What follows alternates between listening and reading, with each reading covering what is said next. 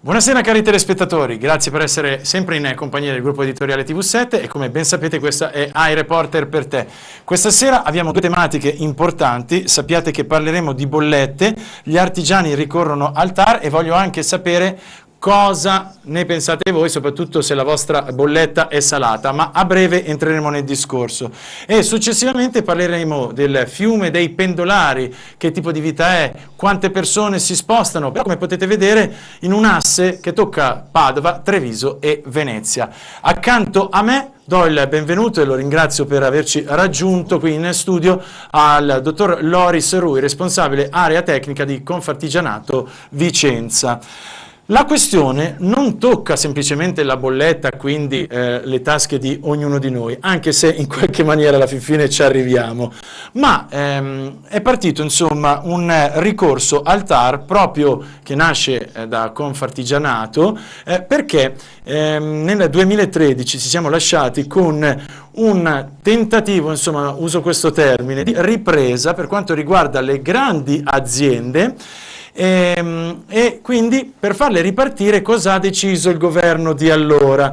Di dargli una mano economicamente per quanto riguarda le bollette luce e gas, insomma facciamogli un grosso sconto, mentre a quelli un po' più vicini, quindi gli imprenditori e anche poi a noi cittadini, chiediamo invece di dare una mano con il loro portafoglio, visto che già di tasse non ne pagano, alle grandi aziende. Perché?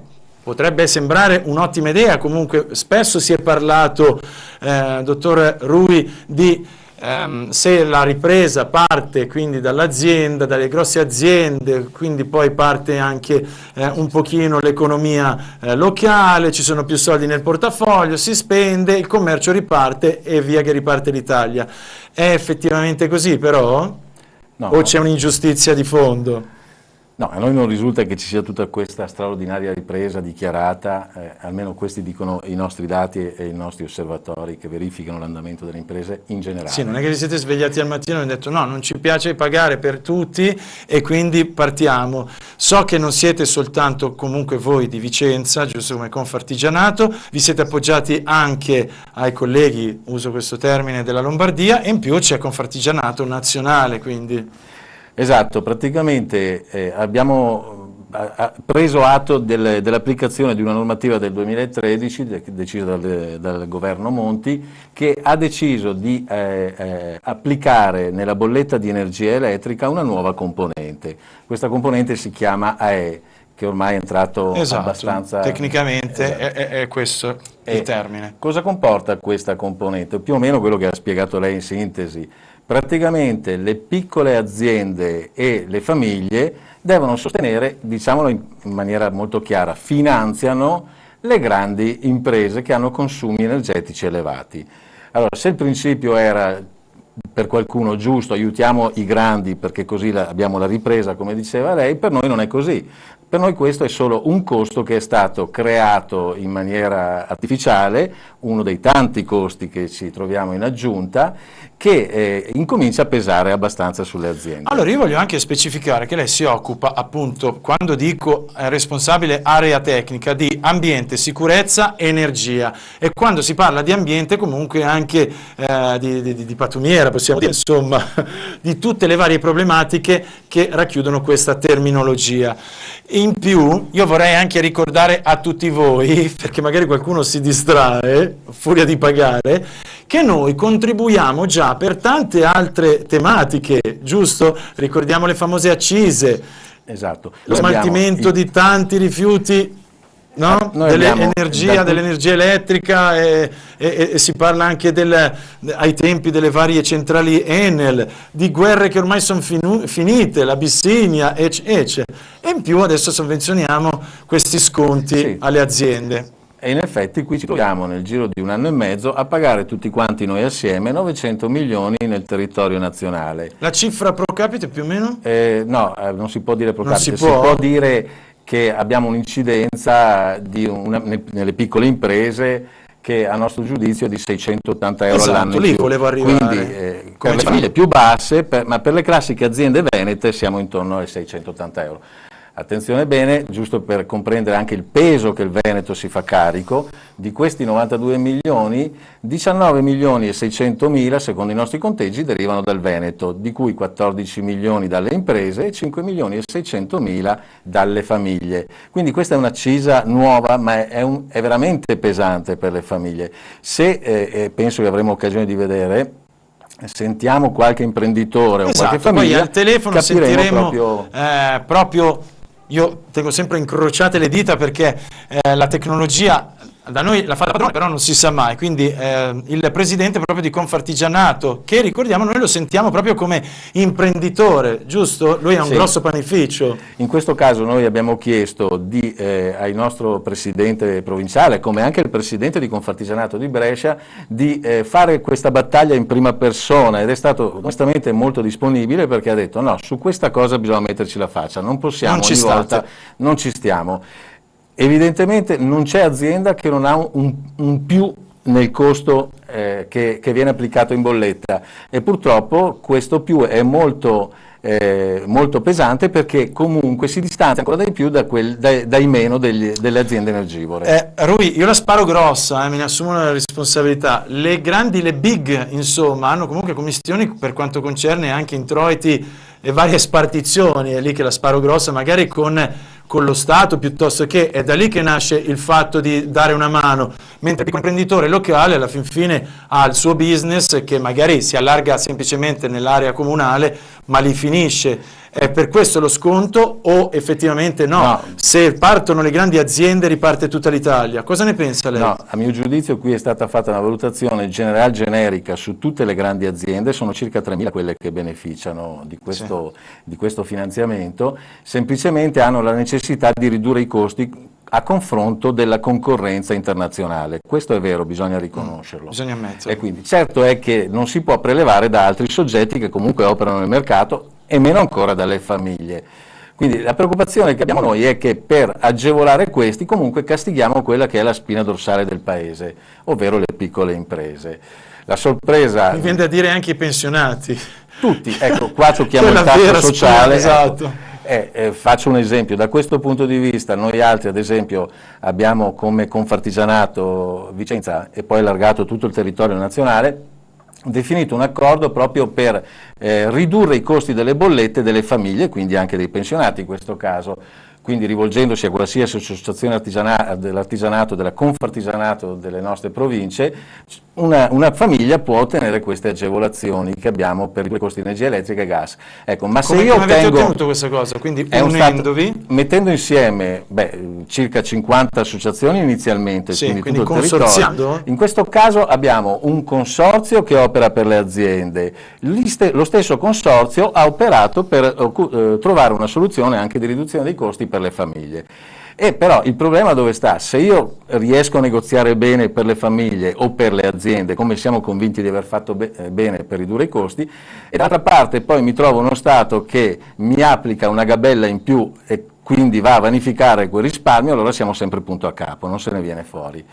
Ecco, da questo punto di vista la cosa incomincia veramente a essere troppo pesante. Però forse vede, il cittadino non si è reso conto. Il cittadino non lo sa, io voglio sentire anche la vostra opinione, se vi fa piacere. 049 80 777 57, so che sono tutti presi insomma per i preparativi della Santa Pasqua, insomma della festa, però la vostra bolletta è salata, io ve lo chiedo, voglio sapere insomma quanto incide, ma soprattutto, ma noi cittadini, perché voi siete dei tecnici e siete anche molto quindi informati e preparati, ma riusciamo a leggere queste bollette?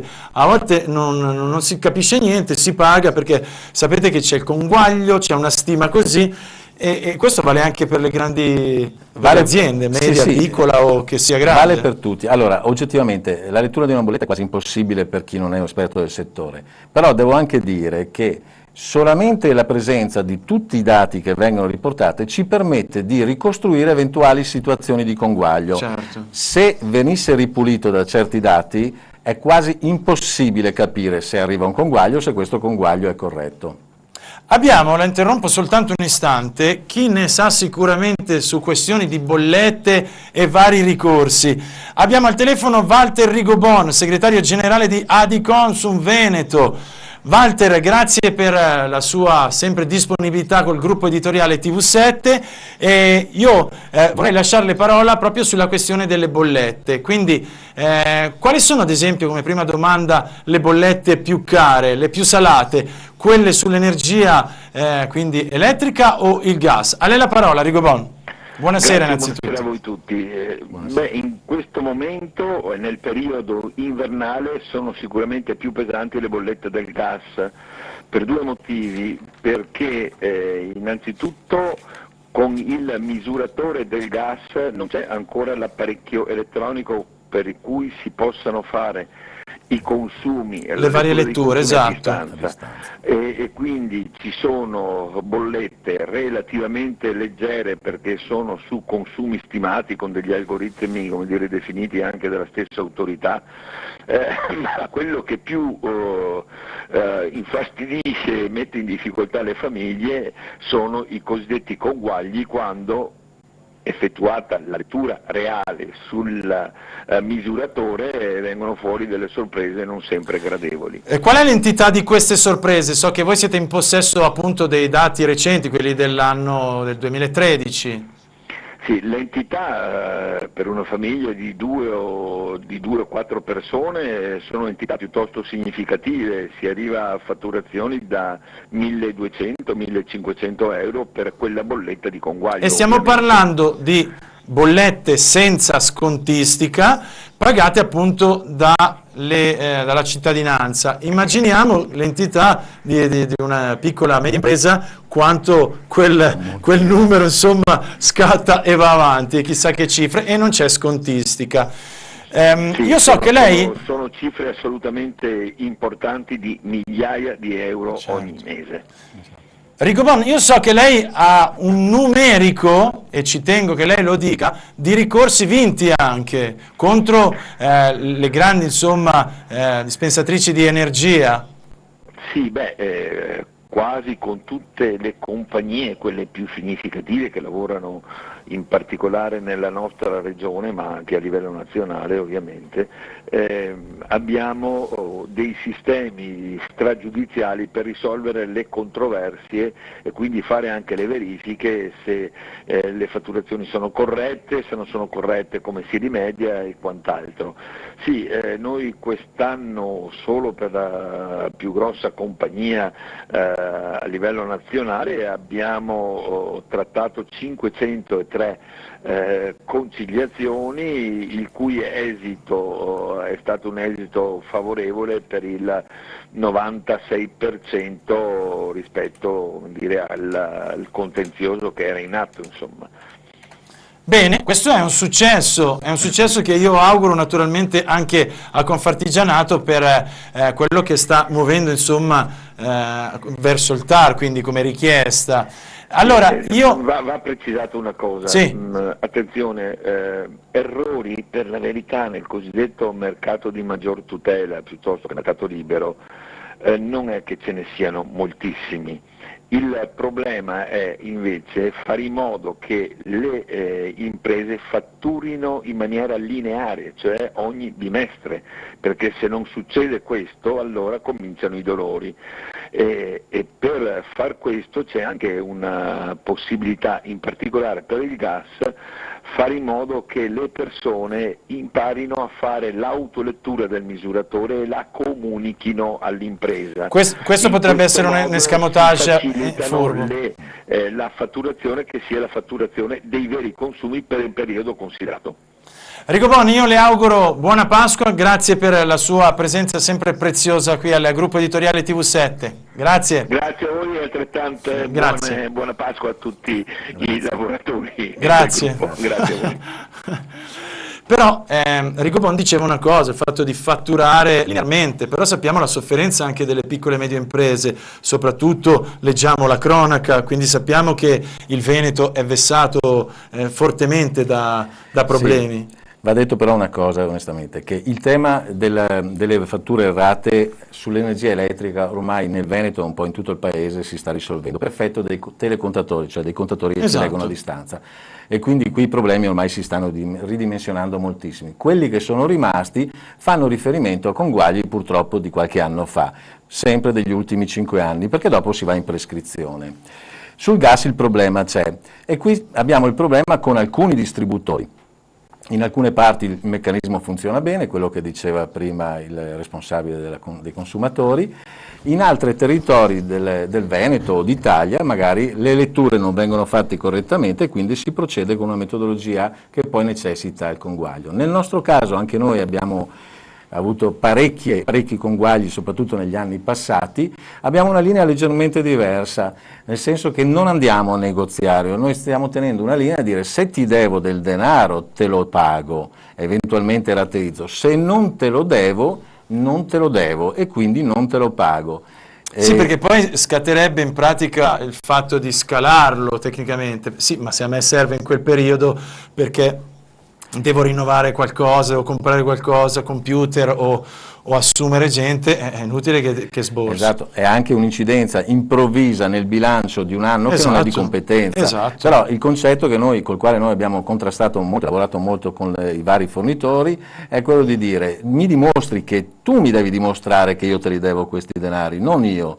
Noi ovviamente siamo in grado di fare il contraddittorio e devo dire che da questo punto di vista ce la caviamo abbastanza bene come consorzio e come Confartigianato. Abbiamo avuto allora, prima di lanciare la pubblicità e dopo ascoltare successivamente il presidente di Confartigianato, Agostino Bonomo, in veste proprio di imprenditore, voglio capire come vi siete mossi comunque anche, perché magari può essere di ispirazione ad altri. Allora, qui praticamente abbiamo avuto una delibera dell'autorità per l'energia che ha applicato un decreto ministeriale. Praticamente ha detto come si doveva pagare questa nuova componente. Allora a questo punto non abbiamo fatto altro che confrontarci con alcune associazioni e con la Confartigianato nazionale per vedere qual era la linea migliore. La linea migliore era quella di ricorrere avverso il tribunale, il TAR della Lombardia. Il nostro obiettivo è quello di arrivare alla fine di un processo a far togliere questa componente E. Ci tengo a precisarlo perché c'è un altro soggetto, altri che stanno ricorrendo, dove invece stanno richiedendo di poter avere gli stessi benefici delle grandi aziende. Quindi ognuno sta seguendo un po' due linee differenti, esatto, a seconda del proprio interesse. Perfetto, noi stiamo sostenendo la tesi che questa gabella, questa accisa, questa tassa non deve essere pagata da nessuno. Da togliere. Punto. Allora, lanciamo la pubblicità.